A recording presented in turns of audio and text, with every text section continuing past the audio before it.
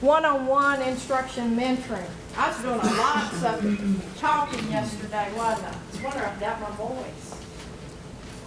I call y'all one. My clinical of one. You guys all heard it. You know, I don't differentiate. When I spoke to my group, it was one group, one. You know. Now Dawn might be pulling me into one of her patients' rooms down the road, and I'll say, okay, let's talk about this situation. She got a question or something like that. You see what I mean? Different styles. And what are we doing right now? I'm doing the talk and y'all doing the listening for the most part, right? It gets sort of boring. Y'all are already checking out. Do you realize after 10 minutes of me running my mouth that you all have already started checking out? Somebody's looking at your pharmacology notes here, see? See what I'm saying? Right? See? Some of you is working on your care plan. Some of you might be writing them nurses' notes. You know what I'm saying. You was a student. Right? You can't get them notes. Somebody's checking their email. I mean, you see what I'm saying? That does feed into it. Unfortunately, lecture does that. Some people just check out literally. They just don't even come back. You know? That's the truth. Oh, this one will go viral, won't it? Man, y'all got me. Y'all got me. But it's true. A group discussion. I am a facilitator of an online course. I provide up front, I give them a synopsis of some chapters, and I give them some slides, and I find some interesting video streams. I tell the students up front, now I'm not here to do a lecture, but what I would like to see is an engaging conversation over some discussion questions between yourselves, and I'll hop in every now and then. You know, but I am not the boss of the online course. I'm a facilitator. I'm not the ruler. I want to have collaborative engagement. Everybody participates. Sometimes people are afraid to participate. That's why they're shy or something, but they really go to town on the online course. They lose that. They're very excellent with their typing and, you know,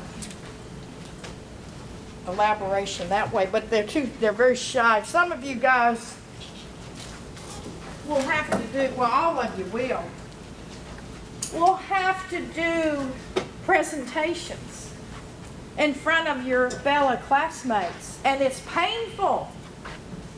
It's painful, but you just do it because that teaches you how to be a presenter with your patient's families. We're trying to make that crossover, because some of you haven't had those kinds of experiences. You've just been able to sit passively in the back and listen, take notes, not really say anything. You're just listening to me, right? But you're going to be a BSc and you're going to be an educator, so you need to know how you could be. You could join organizations where you might be elected into high-ranking positions, and you could be the president of CCR, AACN, or NLN, like conference they're going to, right?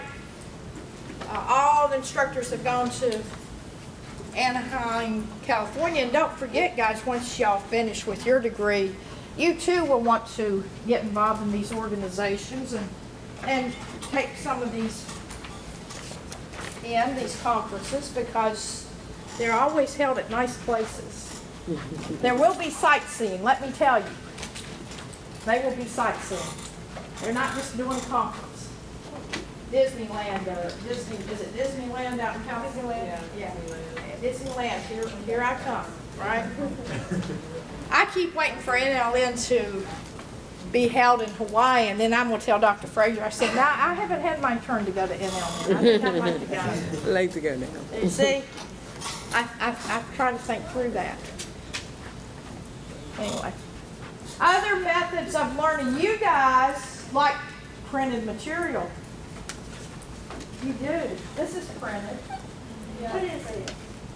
That's good. What is all this? My pharmacology. Oh, this is pharmacology. See, but the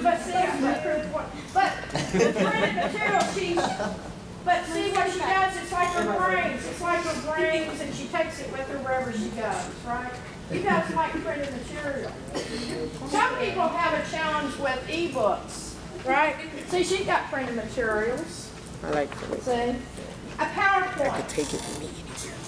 Right, PowerPoints are printed or they're electronic, and it just depends on what your, if you, like me, in my age, I've transversed into the technology arena as best I can, and I don't do too bad, but I'm like her. I like to write my notes. I like to have my printed, and I study best and learn best that way. That's just the way I am. Audio visuals, DVDs, the ATI has those videos, right? They have printed and they do those pre-tests and then the lesson, and they have, and you do your focus review. Some of you guys are already doing your focus review with your practice ATI pharmacology and fundamentals, right?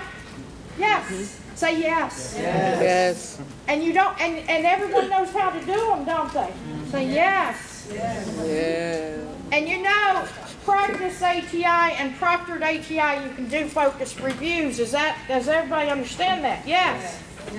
On tutorials, can you do focus reviews? No. That means you got it. You got it. And if you have trouble with test taking strategies, you'll go where? You'll go to tutorial. You'll go to Nurse Logic, and you'll scroll down, you'll find test taking, right? And you'll open that up, and then there's a barrage of things if you have those concerns about testing, right? Simulation. I'm now a believer of simulation. They brought me on and I was on this quarter. I was thrown into it. I didn't know anything about simulation. I'll be honest. I thought I knew about it, and I thought, oh, this is a waste of time. But it's not. I see the value. And each and every one of you will have this experience of simulation. Maybe not as much as we're doing it in fundamentals, but from there on after, you guys are going to get inducted. And I'm going to be one of the simulation instructors. They picked me, and I'm going to learn how to do this really good. That's what I like to do. Is once I've been signed something, I want to know all the ins and outs of it. If you go and get your ACLS certification, that's Advanced Cardiac Life Support. Now you can get that, and that's after you graduate and you want to, or maybe you graduate and you want to get it before you try to apply for a job, because the job market's a little tight, isn't it? Y'all heard tell, right? Y'all just hang in there. It's gonna, you have to realize who's working right now is these senior citizen RNs.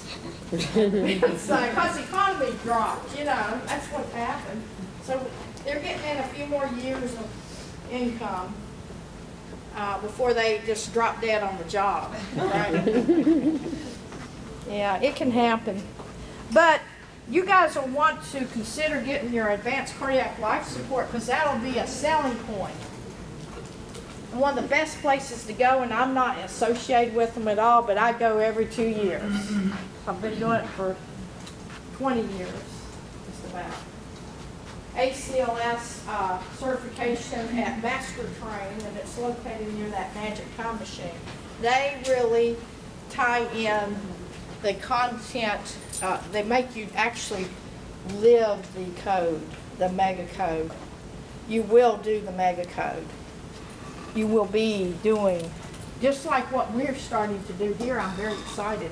We're actually functioning that way with our simulation. That is a real patient, that mannequin, a real person. And you have to critically think and decide. You are in that RN role and you must decide. Simulation is powerful. Role playing and role modeling, they go hand in hand. Distant learning, we talked a little bit about online courses,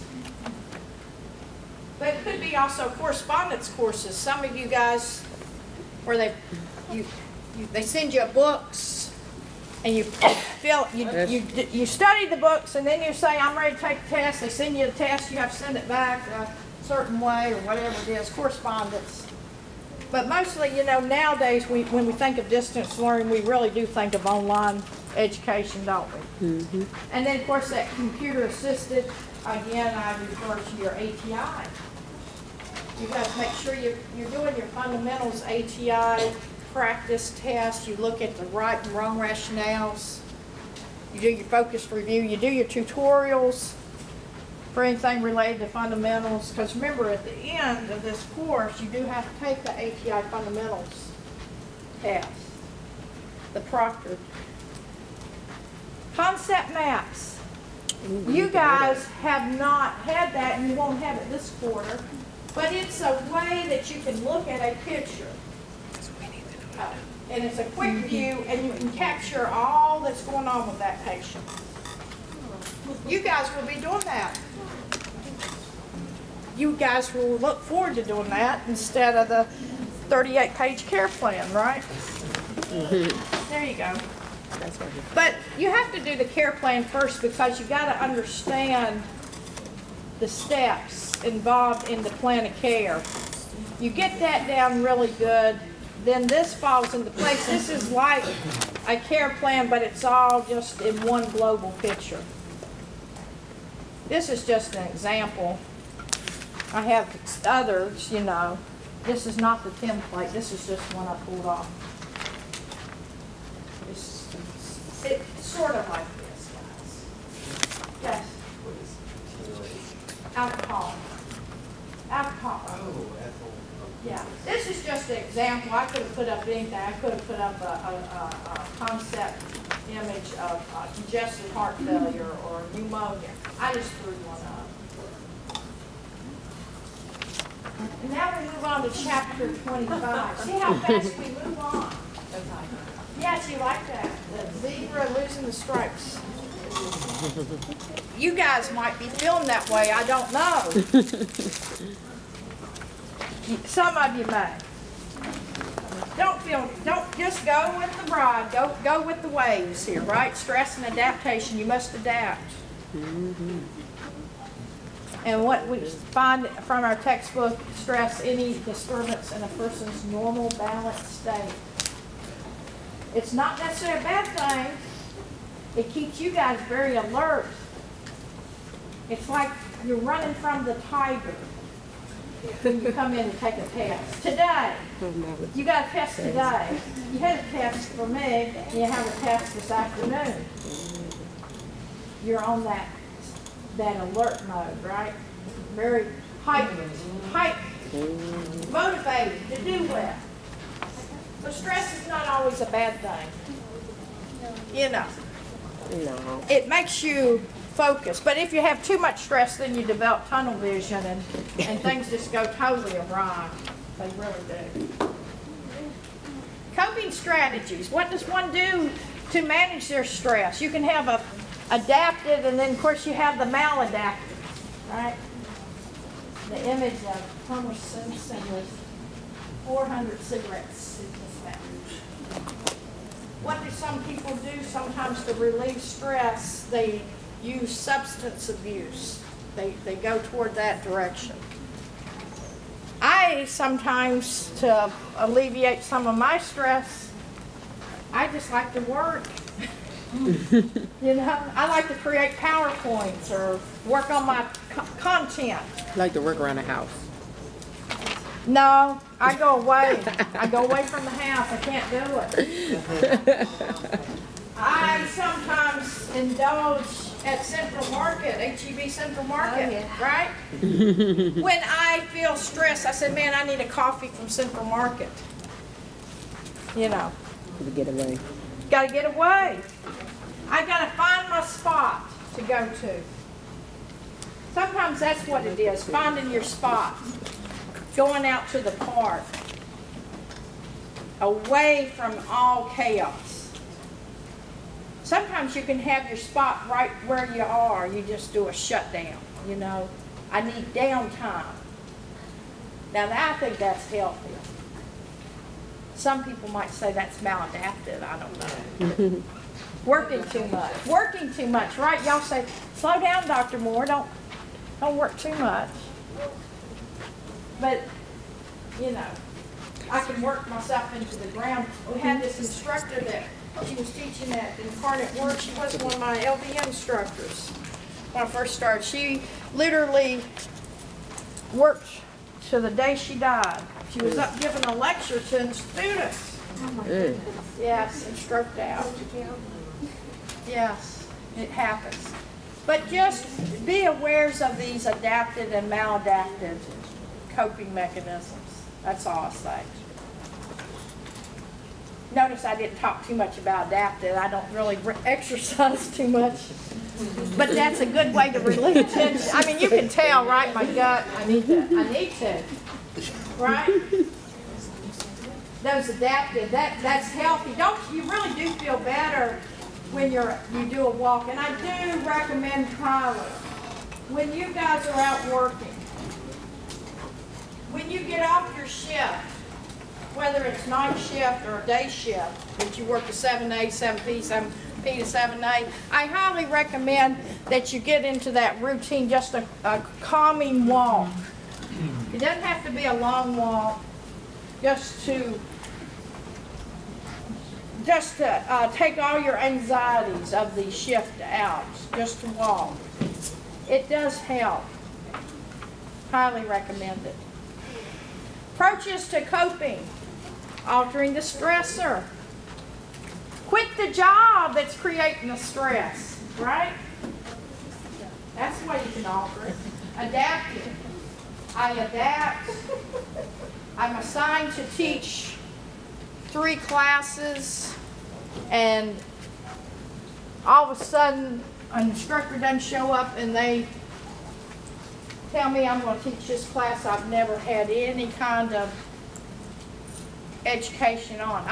It's a true story. It happened. I was teaching at the school, and not to say that I haven't had a psychology course here or there, but it was 2 hours before this class was going to start. Now, I'm a nursing instructor, but because I had my doctorate in education, I was tasked to teach a psychology course until they could find a psychology instructor.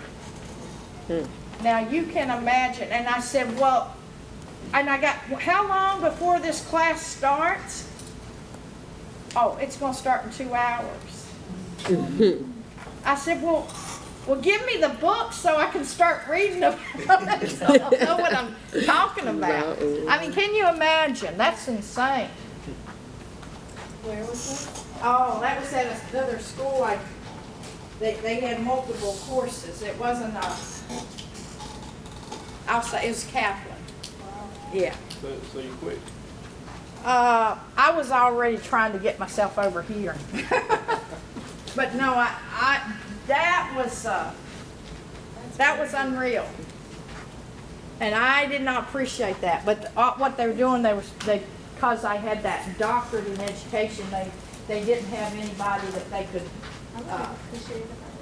No, I didn't appreciate it. But see, you have to do. You paid on a salary. So whatever they tell you you're gonna do, you're gonna do. I've been mad as a student to pay for Oh, yeah. class when that person. Oh yeah. didn't Oh know. no. But you know, I tell you what, I did one of the best deliveries. They wish they'd had me. That's what they said. They said, "Can't you come?" I said, "No, I'm not a psychology teacher." But I worked hard and fast to get together the presentation. And it actually did turn out good. I had learning activities in the class. I don't know how I came up with what I did. Crazy. But I'll do things like that sometimes, you know. It just comes to me and I'm able to put it together really fast on the fly. So I adapted. Another thing that happens with coping is you might avoid the stressor. Just like Scarlett O'Hara in Gone with the Wind. I'll think about that tomorrow. Notice what I put in as the illustration, right? Yes. I thought y'all would like that. Yeah. But that's what we do. If it's too confounding, we'll just want to just avoid the event, won't we? And we do that. We all have at one point or another done that. Seeley's, and y'all remember that Seeley's General Adaptation Syndrome. Every psychology course has had this, haven't they? You all recall that. Fight or flight, yeah. You have the alarm stage, that fight or flight. And we tied a little bit with medical, but you had this in psychology. The tiger that's running after me. You have two phases, and you have what they call the shock phase. That initial shock. I see that tiger coming.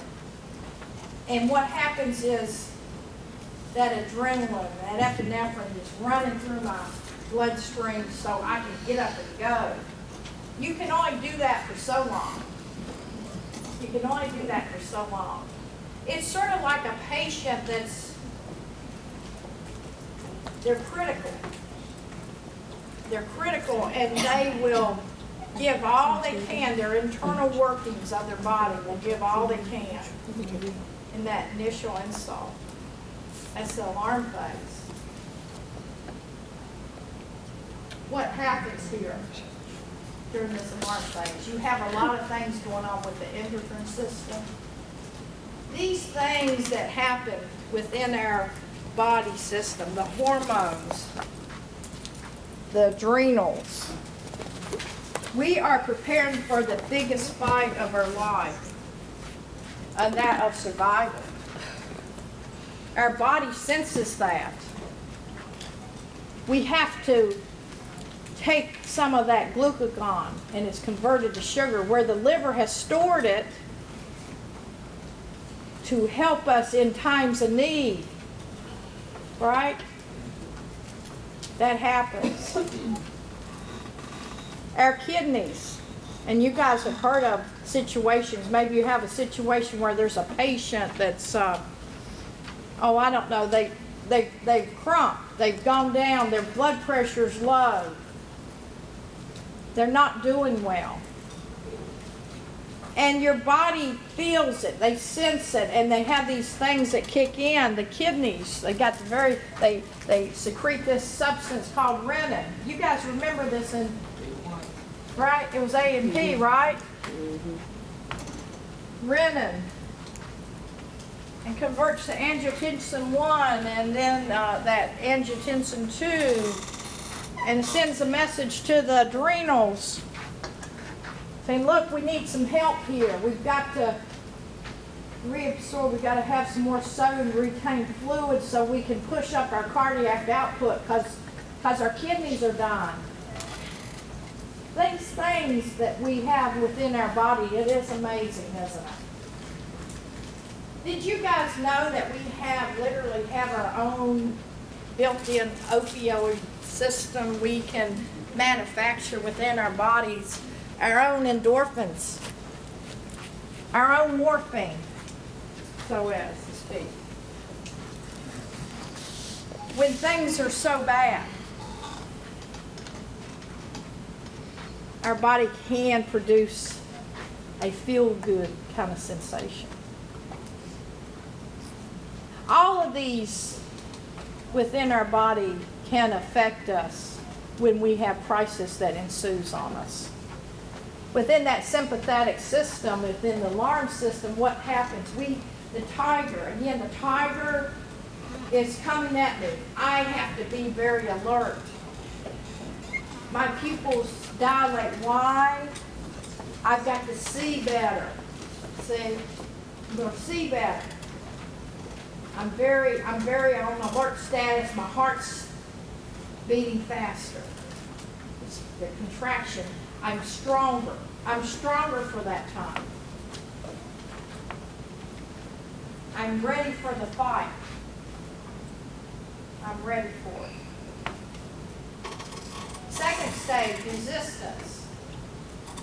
And you will try to protect yourself for as long as you can. That tiger's been running after me. It's been running after me for now going on a mile. And it's catching up to me. If I can just get to that building structure, if I can just get there, I can close that door. I'm trying to cope. I'm doing everything I can to keep myself going and homeostatic stable. I've got to keep myself together. But if I don't, if I can't, I'm going to move into the third stage, and that's what's known as exhaustion. That's you guys. Isn't that y'all last night or 3 this morning? Right now. That's y'all right now. There you go. If I can't cope, I go into total exhaustion. I just go into shutdown. That's sort of what happens to a person that's critically ill. They have this fight in them. And it just, you know, and I talked to y'all about my mom, but it's a good example. And I thought she rallied. See, she had this rally day. It was like the second day she actually did her rally.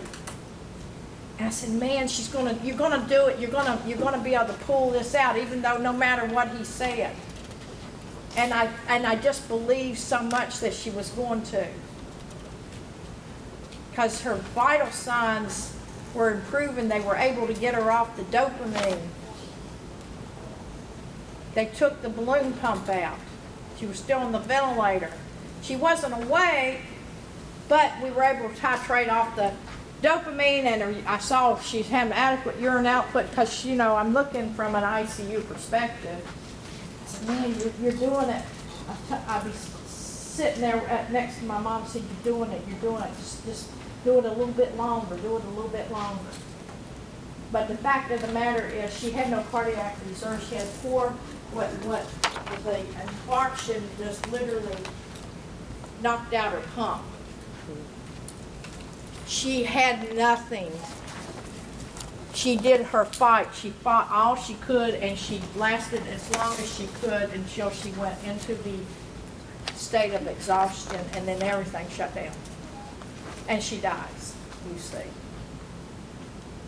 That's what happens. When you can no longer cope, you go into that third stage of exhaustion, and recovery is possible, but it's very, if they're that ill, it's very highly unlikely, and then they succumb to death. Now we're going to move on to topic local adaptation syndrome when we're talking specifically about the inflammatory response.